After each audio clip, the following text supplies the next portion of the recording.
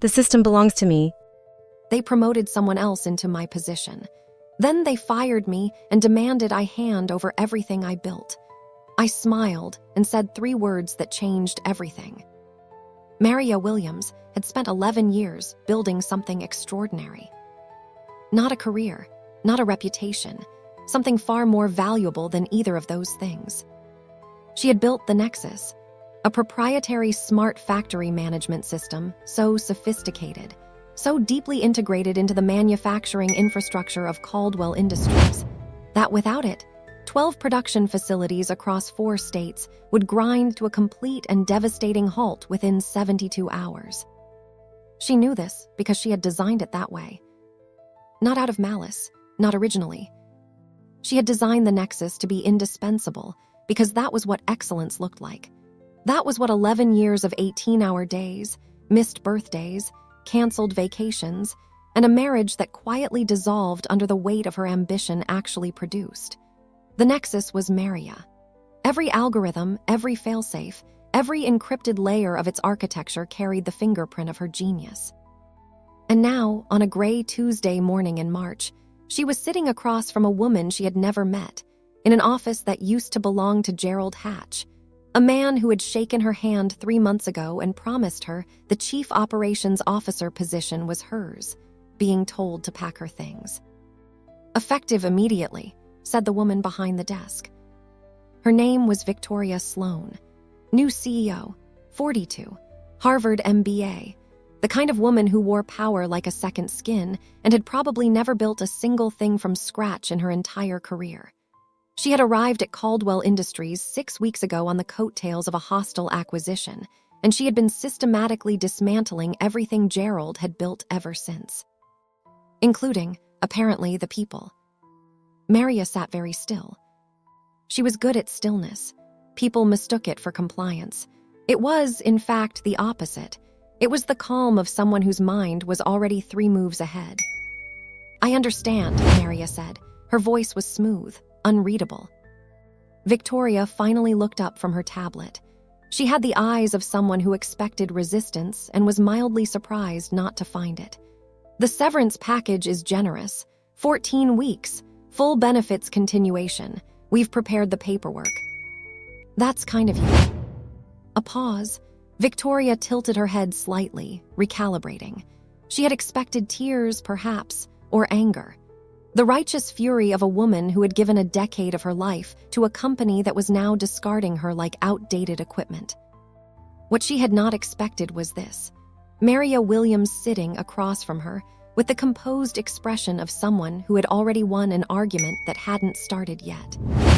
"There is one more thing," Victoria said, setting her tablet down.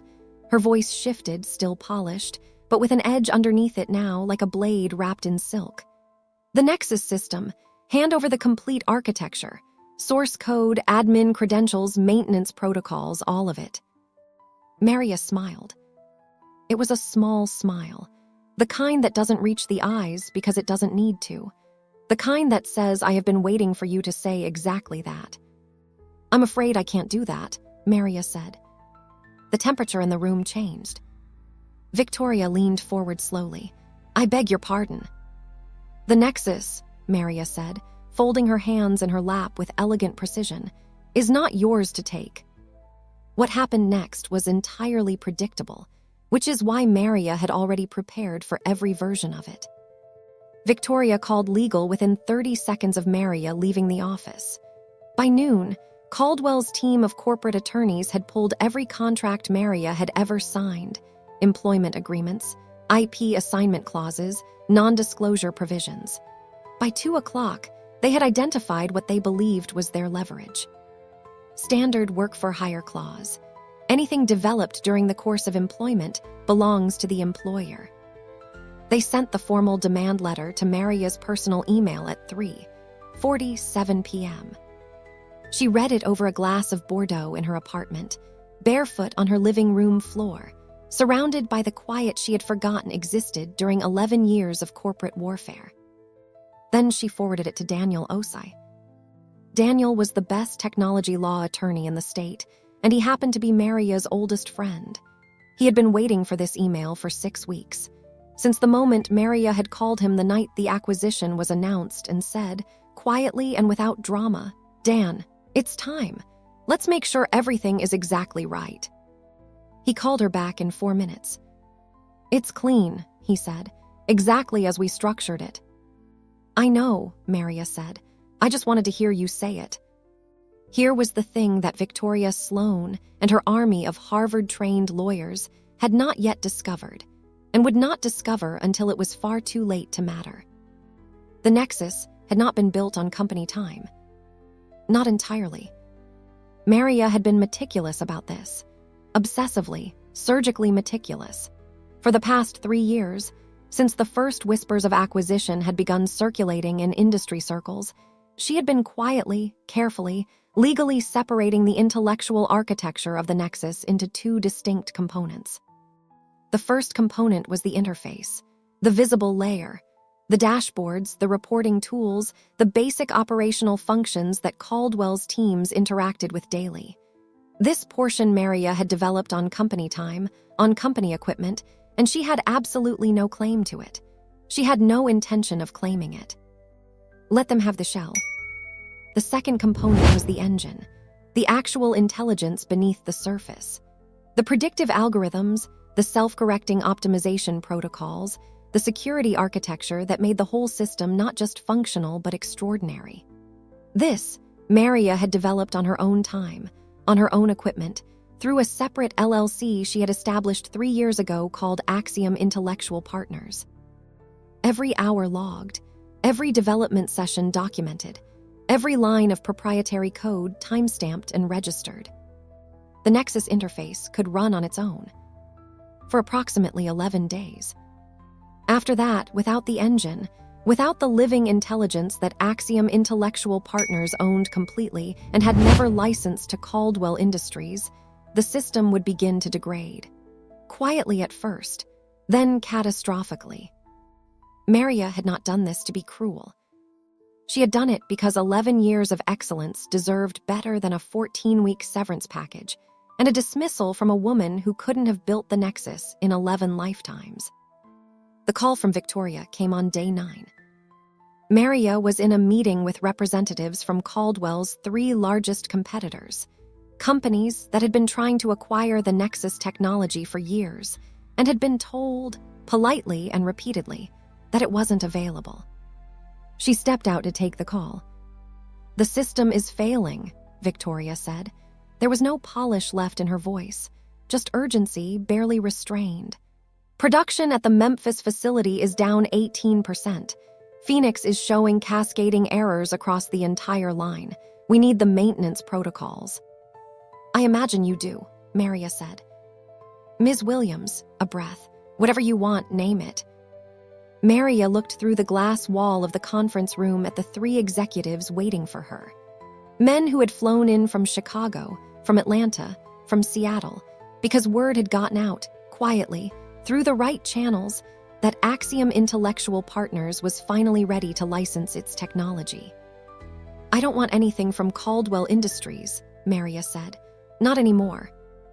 "You can't just—" "Victoria," Maria's voice was still smooth, still even, still utterly composed. "I want you to understand something. I'm not doing this to you. I'm not doing this asterisk to asterisk anyone.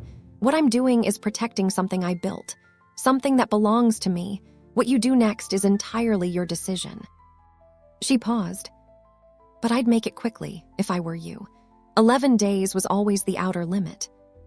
She ended the call, straightened her jacket, and walked back into the room. The settlement was reached in 19 days. Not because Caldwell's lawyers couldn't fight, they could, and they tried with everything they had. But litigation takes time, and production facilities bleeding money by the hour have a way of accelerating decision-making with remarkable efficiency. Axiom Intellectual Partners licensed the Nexus engine back to Caldwell Industries at a rate that made Daniel Osei laugh out loud when Maria named it. "That's audacious," he said. "That's accurate," she replied. "That's what 11 years of my life is worth, to the dollar." She was also named a permanent independent consultant, retained at her own rates, on her own terms, answering to no one, to oversee the continued development and maintenance of the system she had created. Victoria Sloan signed the agreement on a Wednesday afternoon. Maria was told she didn't look particularly triumphant about it. She wasn't. Triumph was loud, and Maria Williams had never needed an audience. What she felt, standing in her own office, the one Axiom had just leased in a gleaming building 12 blocks from Caldwell's headquarters, was something quieter and more durable than triumph. She felt correct. She had known, from the moment Victoria Sloan had said those words, asterisk hand over the smart factory system, all of it exactly how this would end. Not because she had planned for malice, but because she had planned for reality. Because she had spent 3 years quietly, legally, impeccably ensuring that when the moment came, she would be standing on ground that no one could take from her. Not yours to take. Those 3 words had not been defiance.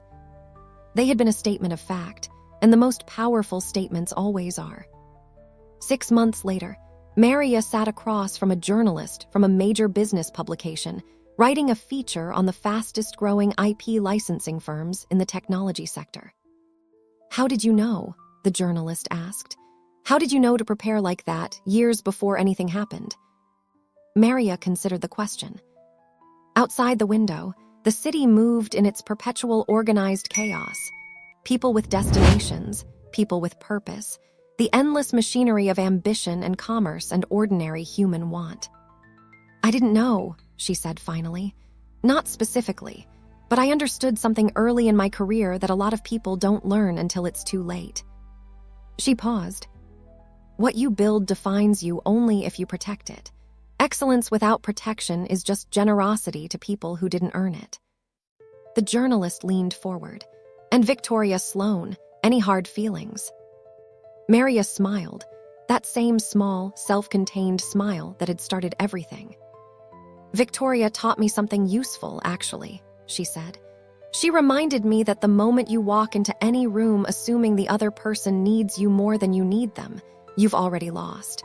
I've never made that mistake, and I never will." She picked up her coffee.